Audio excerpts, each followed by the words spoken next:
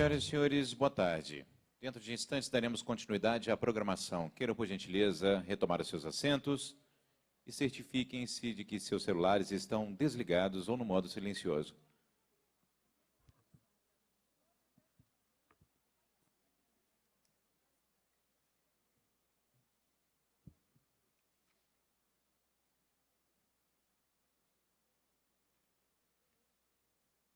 Dando continuidade à programação, passamos à apresentação da terceira palestra do dia, que traz como tema Design Instrucional. Para tanto, convidamos à frente a expositora, a professora Vani Kensky, do Programa de Pós-Graduação em Educação da Universidade de São Paulo, USP.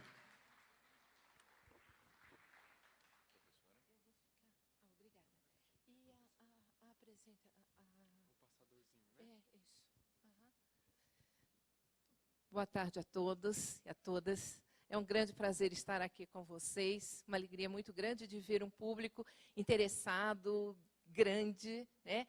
E isso nos alegra muito quando nós pensamos nos temas de educação à distância e na amplitude de possibilidades que a educação à distância pode envolver, né? Então, a minha apresentação é para uma área específica de organização de cursos à distância. E também pode ser de cursos presenciais, como nós vamos ver. Mas é sobre isso que nós vamos tratar e o que eu quis trazer para vocês. A minha apresentação ela é fruto de toda uma trajetória de pesquisa. Então, eu tenho uma formação toda feita na área de educação, e também algumas variáveis, como geografia, comunicação, tecnologia e por aí. Isso tudo recai não só na parte de reflexão e pesquisa. Sou pesquisadora há mais de 20 anos do CNPq na área de tecnologia educacional. Na formação dos grupos de pesquisa, são vários grupos de pesquisa que já desenvolvi, construí, continuo desenvolvendo. Na formação de mestres e doutores dentro desta mesma área e na minha prática cotidiana. Então, não só eu estudo pesquisa, como eu produzo cursos online, e isso tudo recai naquilo que eu produzo, que eu escrevo.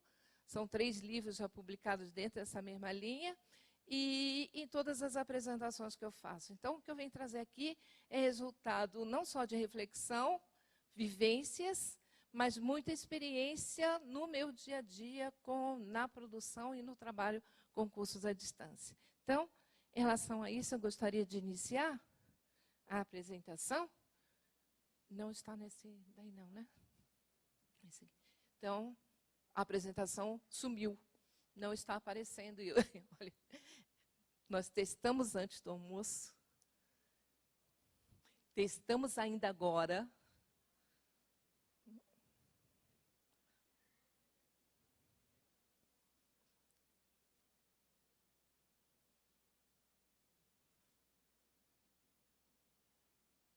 Ela está na área de trabalho. Nossa, é a conexão com o DataShow. Está ligado o DataShow?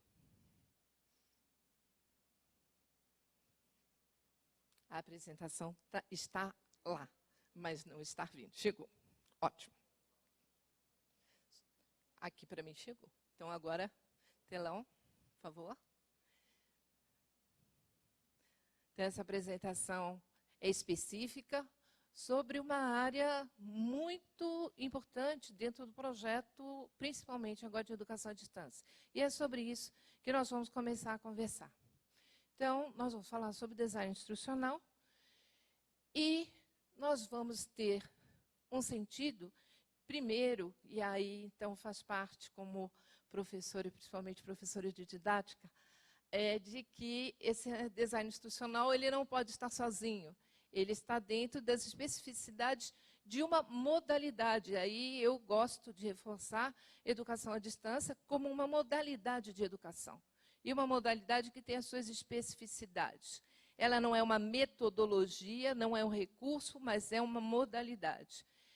É muito diferente de ensinar presencialmente, que é o contraponto, embora não devesse ser. Mas, no momento em que nós estamos, é importante nós partirmos do que nós conhecemos para poder identificar onde é que estão essas diferenças. Eu espero que, a partir do momento em que nós estejamos dentro de uma comunidade, de uma relação comum de cultura em relação à EAD, aí nós vamos poder nos desapegarmos desta, vamos dizer, esse apoio, né? Dessa relação tão estreita de comparação. No momento, eu acredito que ainda é necessário. Mesmo para os professores com larga experiência em educação. Então, não é simplesmente o fato de pegar um professor de qualquer área, de qualquer tipo de formação, e levá-lo para fazer alguma coisa à distância. Ela tem suas especificidades, ela tem suas características, e isso aí precisa ser considerado. Aprender à distância exige comportamentos e ações bem diferentes das propostas de cursos presenciais, a partir de uma visão de que o professor, num curso à distância, como agora eu estou aqui nesta posição, é um professor broadcasting. Em geral, ele é um falando para muitos ouvindo. Essa é a visão tradicional do processo, né, de utilização das escolas. Ele, inclusive, induz e, vamos dizer, orienta a própria produção das salas de aula. As salas de aula, elas têm uma arquitetura orientada para o foco em uma determinada pessoa, que é o professor ou o detentor da voz da palavra naquele momento, e os outros são os assistentes. Quando mesmo eu, nas minhas aulas presenciais, quero fazer algumas dinâmicas, movimentar meus alunos, articular, em alguns espaços eu não consigo, porque a própria situação da organização das salas são cadeiras fixas, como aqui. As organizações são todas focadas nesse sistema de um para muitos. Na educação à distância, nós rompemos com isso. São muitos para muitos, todos com todos. As possibilidades são incríveis. E isso assusta. Mas isso também, quando nós aprendemos a trabalhar, nos alegra, nos enriquece, e nós passamos a compartilhar processos, compartilhar ideias, compartilhar aprendizagens. E isso nos faz crescer. Cursos de qualidade em educação à distância precisam ser produzidos por equipes de profissionais especializados. Não existe possibilidade de se chegar a alcançar qualidade com improviso. Uma das grandes guerras históricas que eu tenho com os inimigos, né, da EAD, aqueles que não queriam a amplitude dos processos, é se falar exatamente da questão de qualidade. E eu vou dizer, existem problemas, sim, na educação à distância, mas existem problemas também inúmeros nos cursos presenciais. Mas nós podemos fazer cursos presenciais muito bons e podemos fazer cursos presenciais muito bons, excelentes. É a distância. Mas a gente precisa, para isso, saber o que fazer, como fazer, quando fazer e com quem fazer. E isso não se faz de improviso. E isso não se faz achando simplesmente que eu vou trazer aquele conteúdo da sala de aula presencial e colocar no ambiente virtual. Não é assim, porque nós estamos entrando dentro de uma modalidade diferente. E é também sobre isso que a gente vai conversar. Quais são as grandes diferenças disso? A primeira é a relação tempo e espaço. Já falei da sala de aula. E a sala de aula à distância? Ela se amplia, ela se abre. A sala de aula à distância é o próprio ciberespaço. Não é um ambiente virtual de aprendizagem. É tudo que se contempla dentro do ciberespaço. E além dele, nas relações que vocês verão amanhã, na apresentação do professor Romero Tori, na apresentação da professora Eliane Schlemmer, vocês verão que nós podemos transpor as barreiras entre o virtual e a concretude do momento presente, da materialidade física onde nós nos encontramos, e podemos fazer diferente. Então, ela se abre no espaço e se abre no tempo. Quantas vezes e quantos alunos eu tenho, e eu gosto não, já virou, não é hábito, é vício, de trabalhar bem no finalzinho do dia. É meia-noite, 11 horas, meia-noite, eu estou lá dando boa noite, queridos, vou embora agora, vou dormir. 5 horas da manhã, eu vejo depois, eu tenho um post, olá, professora, eu estou acordando agora, parará. Eu entro em diálogo com essa pessoa no meu melhor horário, no melhor horário dela. Eu respeito meus limites e as minhas vontades e faço aquilo dentro de um horário que eu escolhi para poder fazer. E ela também. Então, ela tem um tempo na mão que é diferenciado do tempo, por exemplo, que eu tenho com meus alunos dentro de uma sala de aula de um curso presencial. E não é turma grande, uma turma de 30, 40 alunos, 3 horas de aula, a maioria eu não conheço. A maioria não abre a boca, não tem voz. Eu não consigo saber o que ele está pensando.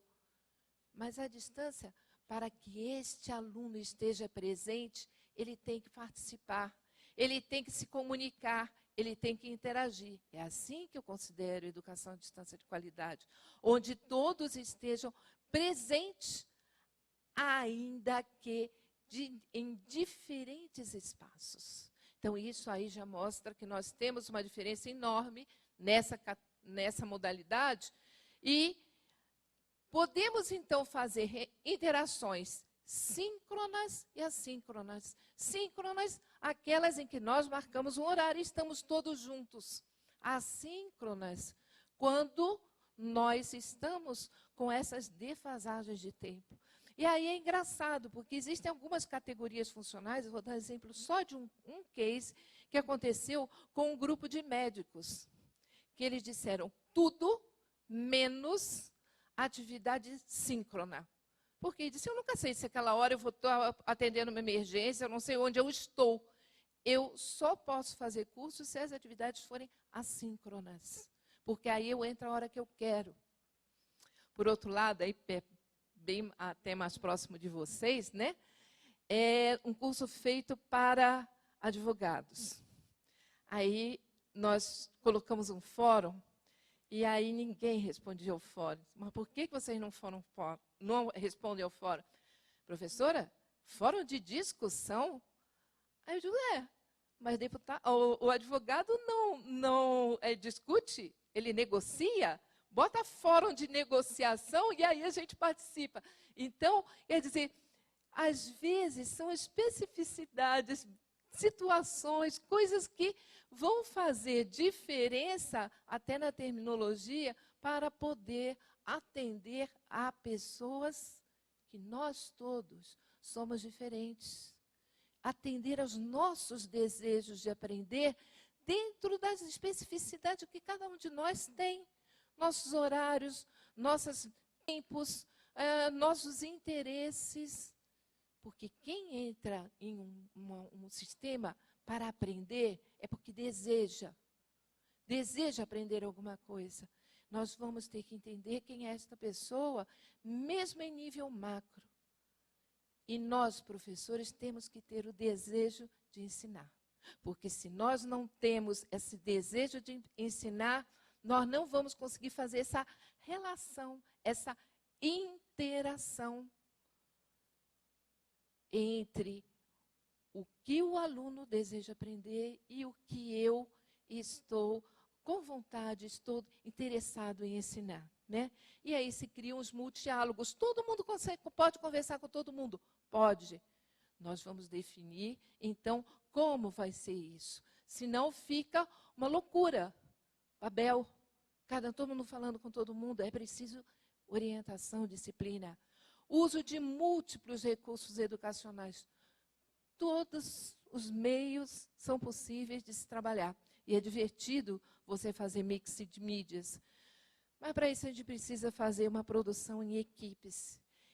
Equipes com profissionais especializados, que são professores, são tutores, são técnicos, e entra então no nosso tema, que são os designers instrucionais.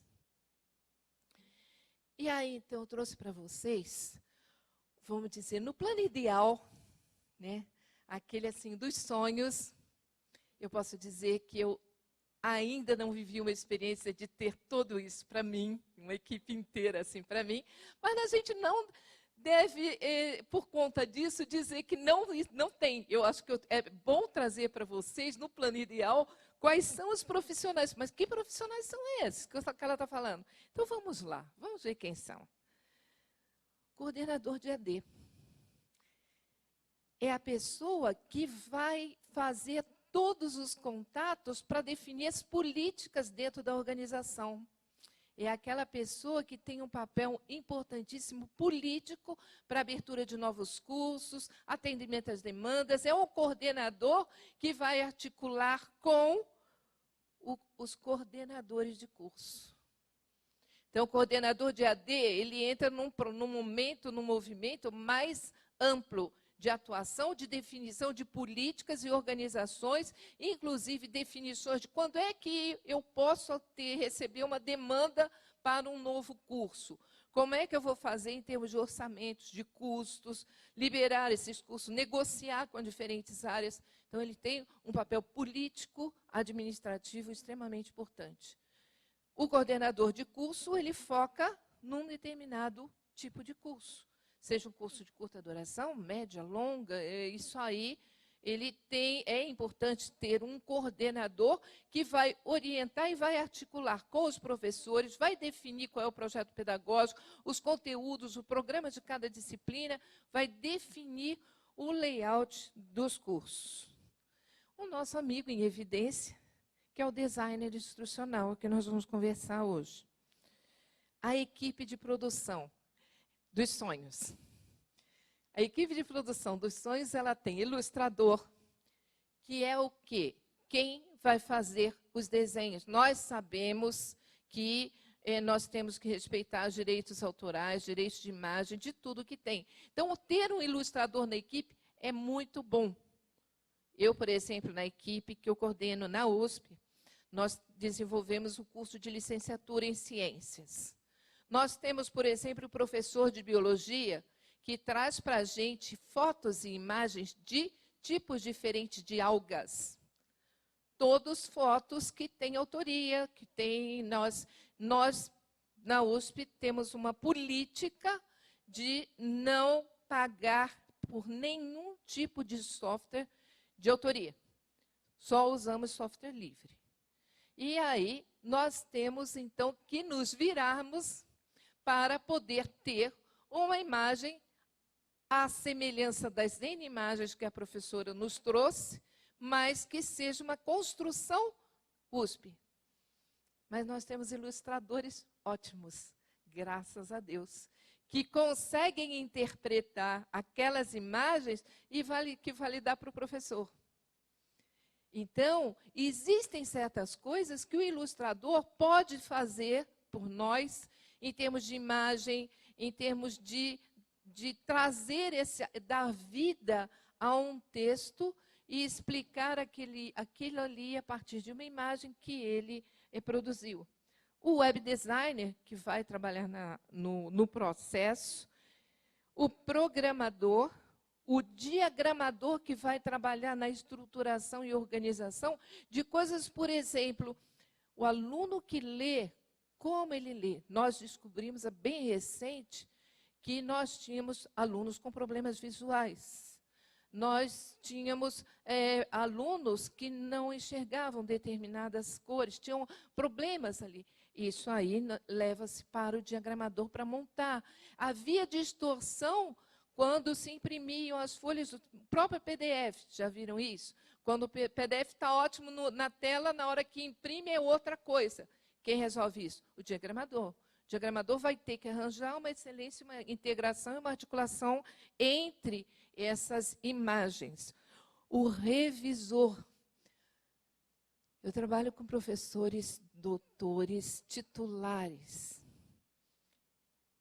Nós todos temos um problema com uma língua belíssima, que é nosso idioma. E existem escorregões. E aí, precisa um revisor. Só que o revisor ele é importante para fazer a revisão dos textos, mas ele também precisa ser contido, porque às vezes ele quer mudar, e não é mudar. Às vezes existem conceitos que são muito sérios e muito importantes dentro da área, e ele tem que saber até onde vai a função dele. Mas que ele é bem-vindo, é. Que bom quando a gente tem um revisor na equipe. Design de jogos. Depois que as pessoas e os professores descobrem que eles podem fazer um game que vai explicar aquilo que é o inexplicável em física ou em geofísica, aí eles querem que a gente coloque... Não, professor, um game por semestre já cansou o aluno. Saber a dosagem de colocar uma coisa e outra é fundamental. Roteirista para vídeo, roteirista para a produção. Eu estou dizendo em termos ideais, gente. E equipe de vídeo para produzir. Se eu fosse colocar equipe de vídeo, aí isso aqui ia ser só isso. Mas vocês vejam que existem especificidades que nos ajudam a fazer realmente um trabalho diferenciado, um trabalho de qualidade. O gerente de projeto. Não é sempre que se tem o designer, o coordenador de AD, mas o gerente de projeto, ele é fundamental. Por quê? Porque ele precisa organizar esse pessoal todo. Imagine ter um monte de equipe de produção e tudo mais, e como é que fica o cronograma? E quem é que cobra cronograma e vê pontos de estrangulamento, onde é que está, parou em quem é que vai passar para quem, fluxos. Estou dizendo que é ideal. Nas equipes tem várias pessoas que assumem diferentes tipos de papéis. Eu estou só discriminando. Tutor, monitor, professor responsável, dependendo do modelo de curso, nós vamos ter um nome diferente. Mas eles fazem a interface com os alunos. É aquela pessoa que vai fazer a interface com os alunos. O suporte técnico, que é aquele que auxilia a disponibilização no ambiente virtual. E aí tem o programador, que vai montar todo o processo por trás, o especialista em TI, o web designer, que vai dar a cara do curso, e o especialista no ambiente virtual, seja ele qual for. Né?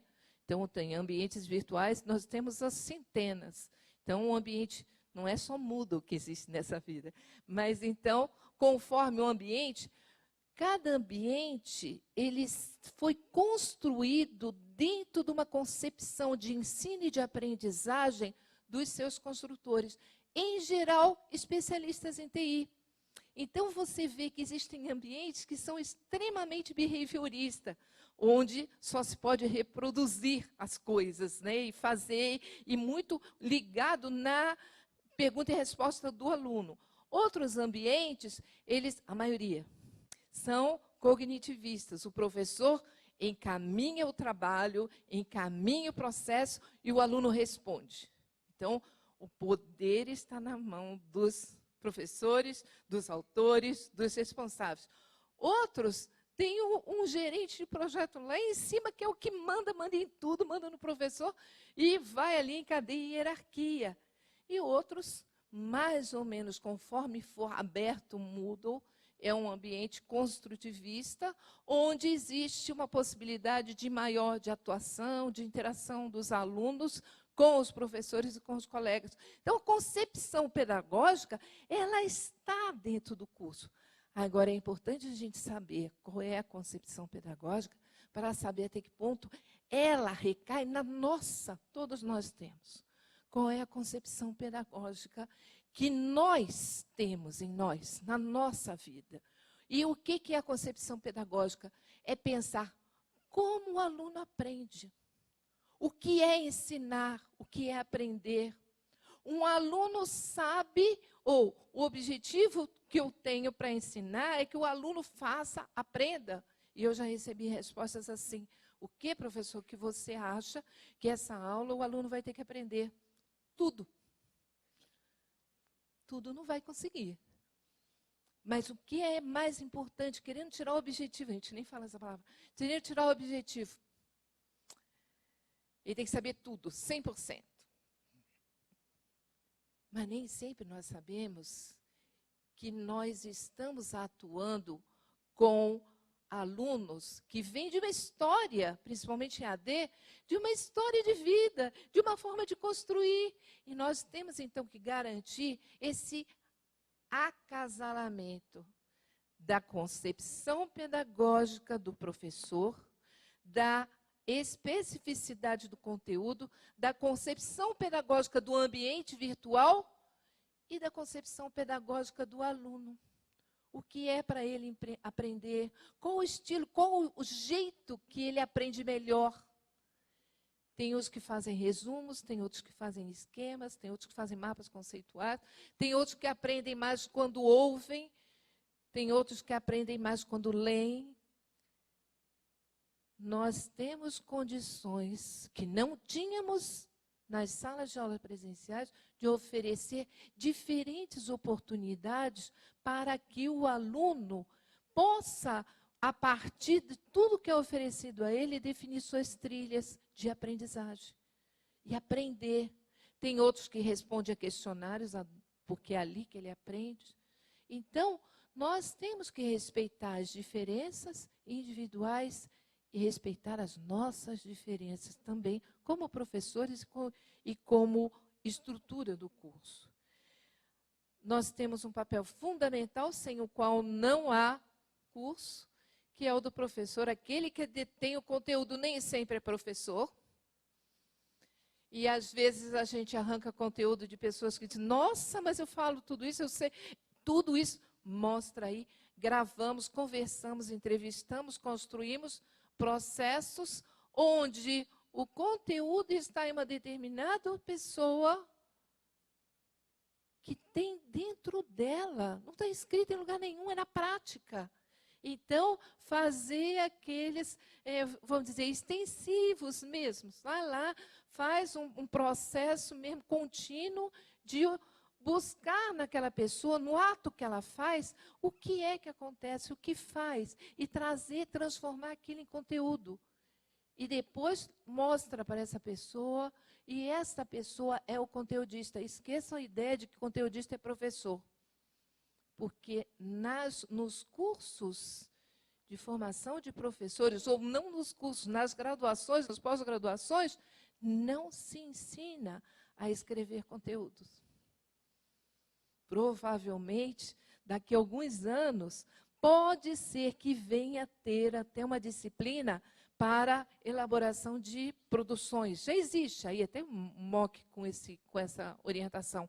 Mas, como nos currículos de formação de advogados e professores no início do século de 1900, havia retórica e mnemotecnia, porque naquela época as pessoas que tinham conhecimento, o conhecimento estava internalizado dentro dela e tinha que saber se expressar, falar e ter regras mnemônicas para poder guardar aquilo tudo que ela precisava reter dentro de si. O conhecimento estava entronizado dentro da pessoa. Hoje o conhecimento está distribuído e aberto por todos os lados.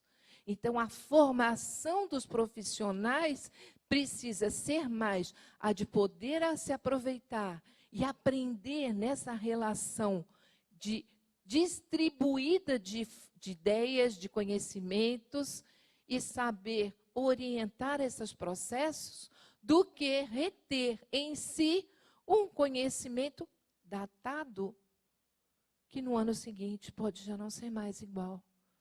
Como nossos iPhones, smartphones, tablets, PCs, e vai por aí. Os conhecimentos também estão num processo acelerado de transformação. Então, nós precisamos saber fazer a gestão dos nossos conhecimentos. E, por último, uma coisa que quase todo mundo esquece. Eu fiz um curso lindo, maravilhoso, incrível, mas ele ficou guardado. É preciso se ter atento, e isso aí o próprio coordenador de AD precisa estar consciente disso, para fazer pontes com equipes de divulgação online, em jornais, nos próprios espaços, para poder divulgar sistematicamente esse processo. Não adianta nada ter um curso enorme, lindo, e que, às vezes, ele não tenha a receptividade porque foi mal divulgado. Tem um caso, inclusive, de alguém que veio para mim e disse, olha, nós divulgamos até no elevador, que o pessoal, os funcionários do local, né, eles entram no elevador e nós colocamos naquela televisãozinha. E sabe que ninguém vê? Ninguém olhou aquilo, ninguém foi lá, mas eu digo, vocês colocaram em outro lugar? Não, a gente achou que ali a gente já dava para todo mundo. Eu digo, vocês colocaram música, som? Não, só botou a telinha. Eu digo, tem que colocar alguma coisa para chamar a atenção. A pessoa entra no elevador louca para sair. Tem que ter alguma coisa de som, gente, chama atenção. O som orienta nossos caminhos, nossas respostas. O som é fundamental. Bom, então vamos... O que é um design instrucional? Então, o design instrucional, ele não é alguma coisa nova. Na verdade, o termo, ele vem do Skinner, é behaviorista mesmo, lá nos anos 30. Mas ele vai evoluindo, como tudo na vida, né? Então, nós temos várias profissões nossas que têm nomes, né, que estão remotamente ligados a uma estrutura que não existe mais. E nós continuamos chamando aqueles nomes daquele jeito, né? A gente fizer um levantamento, uma pesquisa, vocês vão ver, lembrem de profissões que vocês conhecem, que têm denominações, mas que, na verdade, não têm mais o perfil de quando elas foram originárias. Ele é um campo de estudos. E existem, inclusive, graduações, mestrado e doutorado no mundo inteiro na área, principalmente nos Estados Unidos e Canadá.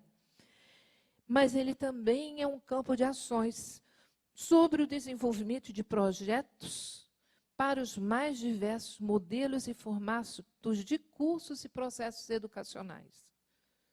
Ou seja, ele não é exclusividade da educação à distância. Ele não é exclusividade de toda a parte de educação online. Ele é alguma coisa que veio num processo, numa construção lá dos anos 30, teve força na época da guerra, porque precisava treinar soldados. E aí, então, começou o quê? A parametrização de processos. Então, ele não é uma profissão nova, mas foi fortalecida com o avanço da EAD e o uso intensivo das tecnologias digitais. Ele ganha força nos anos 90, com os autoinstrucionais, distribuídos até em CD, em DVD, e ele vai sendo mudando. Existem várias associações no mundo inteiro. A categoria é reconhecida no mundo inteiro e principalmente nas organizações. Ela não veio do plano acadêmico, ele veio no plano das estruturas profissionais, pela necessidade de treinamento e capacitação das pessoas para diferentes ações, né? E só para vocês entenderem, né, esse board, International Board of Standards for Training, Performance and Instruction, IBSTPI, ele existe desde 1980.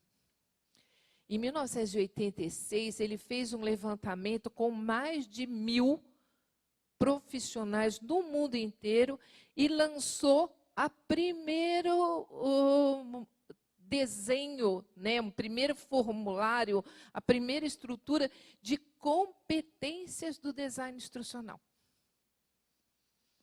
Esse, de 1986, veio e circula no mundo inteiro, inclusive para definir as competências para cada organização, e as grandes organizações internacionais, elas vão trazer exatamente esse emprego, esse tipo. Você chega no mundo inteiro e você fala qual é a sua função ou qual é o seu trabalho, no mundo inteiro você diz Instructional Designer, e todo mundo sabe, essa categoria eu tenho na minha organização, eu tenho na minha instituição, e tem hierarquia, como nós vamos ver. Então, ela criou em 1986. Em 2002, ela mudou as competências. Também fez novo levantamento com 5.000 designers instrucionais no mundo inteiro e criou um novo rol de competências. Em 2012, ele fez o mais atual. Provavelmente, o ano que vem, talvez, ele já tenha, porque não consideraram as mídias móveis e outras tantas coisas. Mas o que acontece? Ela orienta um trabalho construído mundialmente dentro de uma área de atuação, né? E ela dá para nós as orientações sobre o que é a competência de um designer institucional. O foco central da atuação do design institucional não está na tecnologia, não está no conteúdo. Eu digo que o design institucional é o primeiro aluno de qualquer curso. E ele precisa estar pensando na aprendizagem das pessoas. Quem é esta pessoa que está aprendendo?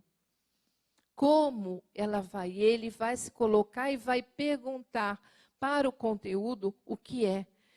O que é que ela vai poder fazer? De acordo com a necessidade de formação, o tempo disponível e os recursos a que tem acesso. E recursos se entendem de uma forma bem ampla.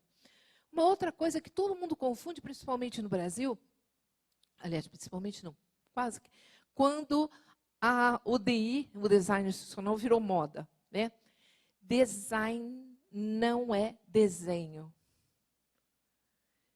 Quem sabe inglês sabe que design é projeto, é plano, é planejamento, é processo vivo. Desenho é algo um pouco mais estático. Design é projeto. Design é planejamento. E o instructional, do instrucional, ele se liga, se nós fôssemos traduzir em português, a ensino.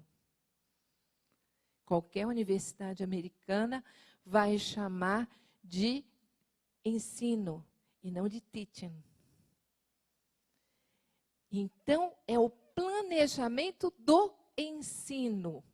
Se a gente quisesse traduzir isso em bom pedagogês, em boa formação aqui dentro da nossa cultura, nós chamaríamos isso de uma coisa que todos os pedagogos vivenciam, não do jeito que um design institucional vivencia, mas chamaríamos de planejamento didático. Então, não é educacional, porque não envolve toda a formação do ser. É um processo vinculado à estruturação e o planejamento de um curso para um determinado objetivo. Então, é um projeto didático de construção de um determinado curso. Esta é a função. E quando a gente faz em projeto didático, e eu fiz isso a vida inteira, e a minha área dentro da USP é um departamento na Faculdade de Educação, departamento de teorias e práticas pedagógicas, e a área de pesquisa de didática, teorias e práticas de ensino. E quando a gente vai fazer isso, no design instrucional, a gente está fazendo uma coisa totalmente diferente do que a gente faz quando a gente trabalha para desenvolver um curso presencial. Não é a mesma didática, é outra didática. É uma didática diferente, porque existem outras coisas agregadas a essa relação. Mas, então, quando o Ministério de Educação e Trabalho foi fazer a identificação, ele chamou, da profissão do design instrucional, ele chamou um grupo de peritos, e no grupo de peritos haviam muitos pedagogos que se sentiam desconfortáveis com a palavra instrucional, e surgiu, geração espontânea, o educacional, sem muita reflexão. Porque educacional, para mim, envolve muito mais do que... Se eu fosse trazer o educacional para a minha função, eu ia ter que estar lá com o aluno, eu ia ter que envolver com a formação maior, e isso aí eu não tenho fôlego nem equipe para poder chegar nesse processo. Eu faço um design instrucional, mas dentro do design instrucional eu faço planejamento didático para EAD. É essa a minha função. O que eles fazem aí, já percebendo isso, e aí vocês vão ver que é planejamento didático mesmo. Implementam, avaliam, coordenam e planejam o desenvolvimento de projetos pedagógicos, isso está escrito lá no CBO, nas modalidades de ensino presencial e ou à distância, aplicando metodologias e técnicas para facilitar o processo de ensino-aprendizagem. Ok? Atuam em cursos acadêmicos e ou corporativos em todos os níveis de ensino. Eu diria mais, em todas as oportunidades educacionais, porque além dos acadêmicos e corporativos, nós temos todas as instâncias de ONGs e todos os tipos de aberturas de processos que possam acontecer, onde existem desejos, né, correspondidos de ensinar e aprender. Viabiliza o trabalho coletivo, criando e organizando mecanismos de participação em programas e projetos educacionais, facilitando o processo comunicativo entre a comunidade escolar, e aí está fechando em escola, eu diria comunidade sem escola, a comunidade ou a sociedade e as associações a ela vinculadas. Então, vocês veem que mesmo num CBO ainda existe, ele é de 2009, poderia ser atualizado para poder abranger a grandeza de toda uma estrutura de espaços de aprendizagem. Espaços onde existem pessoas com desejo de ensinar e de aprender. E aí, então, voltamos lá, e o que eu trouxe para vocês seriam quais são as grandes áreas. Então, dessa vez, foram mais de 5.000 pessoas que foram entrevistadas no mundo inteiro para transformar nas competências do design instrucional em 2012. Elas foram distribuídas por 5 áreas. E essas são as 5 áreas que eu estou trazendo para vocês, que orientam o trabalho de um DI. Né? Elas são fundamentos da profissão, planejamento e análise, design e desenvolvimento, avaliação e implementação e gestão. Os fundamentos da profissão. O primeiro deles, comunicar-se com eficiência por meio visual, oral e escrito. Por quê? Porque o DI, ele é, antes de tudo, um comunicador. Ele precisa se ligar tanto aos conteudistas, como à produção, como aos tutores, como aos coordenadores de curso, todos. E ele precisa saber dizer o que ele quer, ou trazer para os outros o que o outro disse para ele, e ele precisa ser um grande comunicador. Só 3? My God. Aperfeiçoamento, vou correr, gente, teria coisas... Aperfeiçoamento contínuo de suas competências. Identificar e resolver problemas éticos e legais que surjam no trabalho do design instrucional. Plágio, principalmente. Plágio em textos. Plágio nos conteúdos. E ele precisa estar atento, e o revisor é o braço direito dele para ajudar a ver isso. Planejamento e análise, realizar levantamento de necessidades para o desenvolvimento do projeto. E necessidade num plano muito grande. alunos, custos, necessidade da instituição, necessidade de aprendizagem do processo, urgência. Planejar cursos, disciplinas baseados nos resultados do levantamento de necessidades. Trago para vocês um pensamento meu, que está no livro publicado em 2010. Cada situação de aprendizagem, cada projeto educacional é único e especial. Deve ser contextualizado, relativizado e definido de acordo com as condições específicas dos alunos, dos recursos envolvidos, do conteúdo, do tempo disponível e outras características de cada situação pedagógica.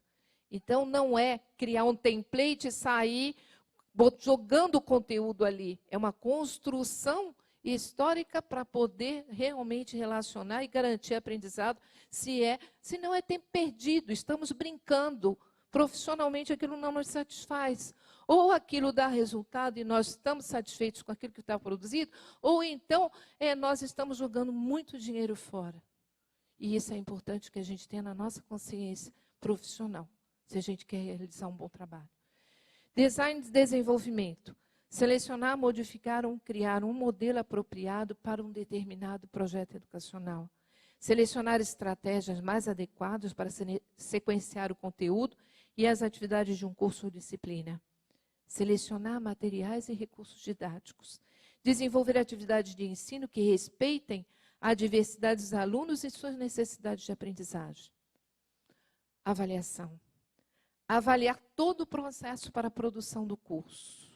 Identificar pontos de melhoria e possibilidade de ajustes. Levantamentos, avaliações, não ter medo de avaliação. A avaliação faz parte do processo o tempo todo. Avaliar o processo desenvolvido e seu impacto nos alunos. Isso é material para poder refazer o curso, fazer ajustes. A avaliação como processo contínuo e transversal. Avalia, valida, faz ajustes, reavalia, autoavaliação final. Como processo. Gestão. Gestão é fundamental. Sem gestão, não há condição, não sai. Quando você tem nas mãos N cursos, dezenas de cursos para produzir, se não tem uma gestão boa e uma equipe única, com 4 designers institucionais, para poder fazer tudo, você precisa realmente ter gestão. Gestão de projetos do design institucional, gestão das interações e integrações entre as equipes. Nós desenvolvemos um modelo de Scrum para poder fazer isso, e inclusive criando estruturas do Daily Scrum para poder desenvolver e fazer todas as integrações, promover a colaboração, as parcerias e os relacionamentos entre os participantes de um processo. Comunicação. E aí, então, estão todas as equipes e o DI, a equipe DI, no meio de todo o processo. E conversando e integrando com todos para que isso possa realmente fazer diferença. E aí, quando isso está em fase, eu trago para vocês um modelo que eu utilizo, que nós utilizamos como equipe dentro do projeto em que eu atuo dentro da USP. Nós temos os conteudistas, que produzem textos e atividades e que mandam para o design instrucional. O design instrucional lê, como eu disse, é o primeiro aluno, identifica as dificuldades, define roteiros de produção, uma imagem aqui, ou professor, o que é isso? Vamos colocar isso aqui em destaque, faz um roteiro, manda para validação do conteudista. Sem essa validação, a gente empaca, não sai para canto nenhum. E todo mundo sabe disso, e tem urgência e tem prazo para fazer isso. Validado, o DI acompanha o trabalho da produção. E aí entra a produção da imagem, a produção dos textos, da editoração, a produção dos objetos de aprendizagem, que são as partes animadas, games, jogos, tudo que existe ali de objetos. Acompanha o DI, então, depois a publicação no ambiente. Pronto, isso vai para a publicação no ambiente. Posto no ambiente, os primeiros a validarem são aqueles que estão no meio do processo. Professores e tutores fazem os testes e validação. E vê se está ok. Só aí o processo vai para oferecimento para os alunos. Essa rodada toda leva, em média, 10 a 15 dias, ou seja, 2 a 3 semanas, em média. Tem algumas aulas que são feitas em 5 dias, tem algumas que são feitas em 2 dias, dependendo de qual é o tempo que o professor manda para a gente, e a gente se mata para poder fazer. Ou então a gente entrega o texto para o aluno, dizendo, texto entregue no dia tal, e que não foi possível fazer o trabalho de design instrucional e produção do ambiente. E aí a gente sabe quem é que furou na brincadeira. Quando o furo é nosso, a gente assume. Quando é do conteudista, ele precisa assumir também, né? Bom, então, como vocês veem, nessa visão ampla, o DI acompanha todo o trabalho. E é fundamental esse trabalho dele. Mas, para isso, nós temos diferentes níveis de design instrucional. E isso já pelo board, isso era contemplado. E isso aí é uma das coisas que nós temos, né, quanto à especificação das competências. As competências, inclusive, são competências ou essenciais ou avançadas, dependendo do que é. Nós temos o do nível macro, que é o responsável pelas diretrizes gerais do processo educacional a ser desenvolvido pela instituição, sistema de ensino, organização. Cada novo curso, qual é o processo que vai ser construído, essa pesquisa sobre a finalidade do processo, o lado pedagógico, as construções mais gerais do planejamento. Ok.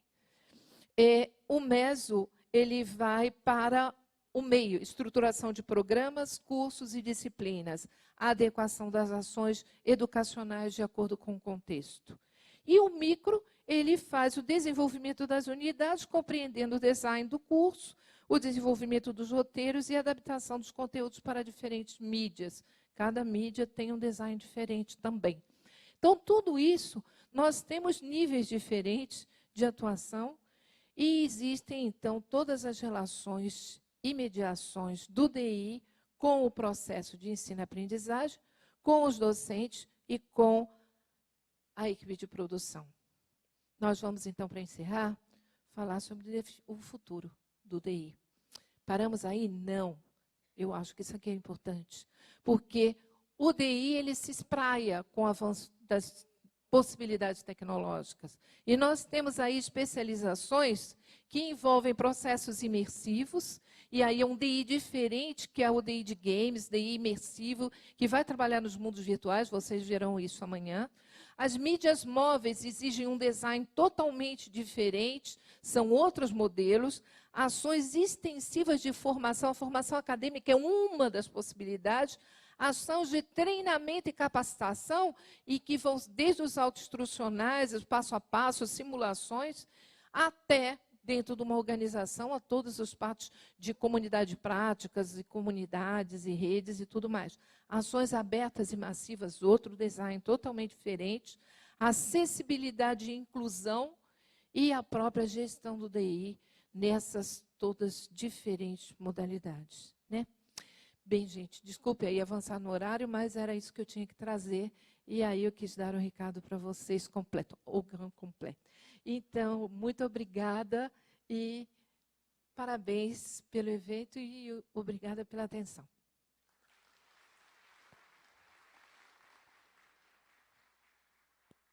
Senhoras e senhores, nós teremos agora o tempo de 10 minutos para perguntas encaminhadas à professora Vani Kensky. Lembrando que as perguntas devem ser encaminhadas por escrito. Pedimos a gentileza de identificarem com e-mail, caso não seja possível respondê-las dentro da programação.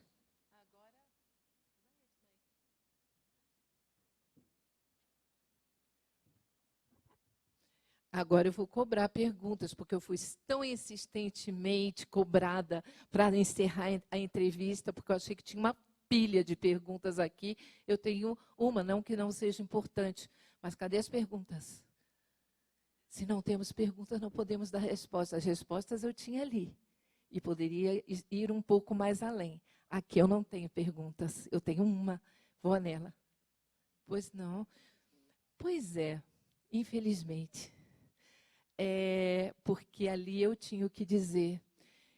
Eu acho que a pergunta que foi do Sérgio Vilas Boas, acho que o mesmo que fez a pergunta para o Stravos, né, de Campinas, né? Ele vai falar sobre o design thinking, tem trazido ricas contribuições em inovação para as organizações. É possível associá-lo ao design instrucional? O design instrucional pode se associar a qualquer coisa, desde que você pense em fazer alguma coisa de qualidade. O design thinking é uma moda nos Estados Unidos e que espalhou pelo Brasil, é uma maneira, Brasil não, pelo mundo, e que é uma maneira de se produzir. E tem tudo a ver com design instrucional.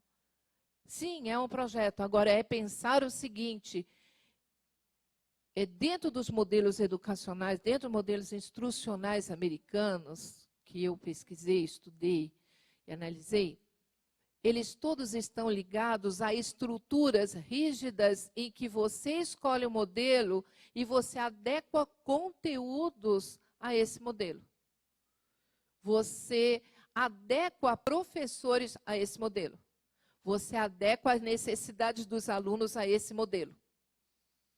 O que eu estou propondo é um projeto didático de planejamento de cursos à distância.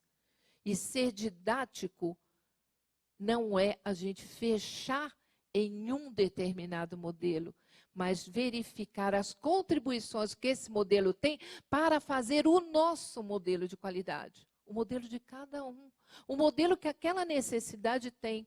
Eu gosto muito de falar de um exemplo de um curso que eu coordenei o projeto, foi um projeto para a FAPESP, para as cooperativas, de educação cooperativa. E era um projeto para todas as cooperativas. Cooperativas de trabalho. E cooperativas de trabalho nós temos desde as cooperativas onde os cooperados quase não são alfabetizados, mal sabem escrever, como nós temos cooperativas como a Unimed de médicos, nós temos cooperativas de pessoas pós-graduadas com altíssimo nível de formação. Nós começamos pela base perguntando, dentro de educação cooperativa, qual era o que eles mais gostariam de saber. E todos praticamente deram as mesmas respostas, independente do nível de escolarização. Todos queriam saber o que é uma cooperativa, qual é o meu papel na cooperativa, eu sou empregado ou eu sou sócio, eu sou o quê na cooperativa? Eu sou dono, eu sou o quê? E como é que eu faço para escolher o presidente? O presidente, eu tenho que votar na chapa. Eu posso ser candidato? Como é que se faz uma reunião? Todos tinham as mesmas dúvidas, só que eu tinha grupos e estruturas de alunos das mais diferentes formatos. O nosso projeto, ele teve, então, diferentes formatos, ainda que o conteúdo fosse o mesmo. Nós fizemos um programa de rádio. Rádio ainda é um instrumento muito grande para transmissão de informação. Áudio, podcast, tudo mais. Para as cooperativas de espaços que mal tinha luz, mas ouviam rádio. E nós fizemos um programa de rádio que eu amei fazer, que tinha radionovela com diálogos, uma historinha, tinha entrevistas, tinha a posição de especialistas.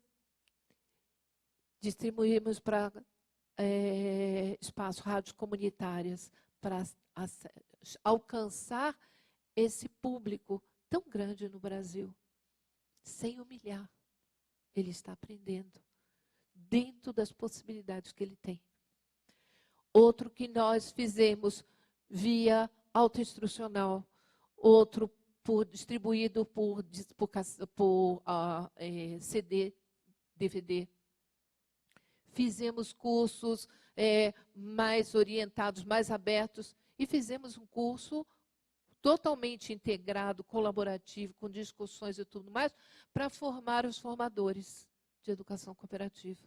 O tema era o mesmo, o assunto era o mesmo. Os formatos se diferenciavam para atender diferentes públicos. Agora, quando a gente muda o formato, a gente muda o idioma, a maneira de comunicação. A gente muda a estrutura da comunicação.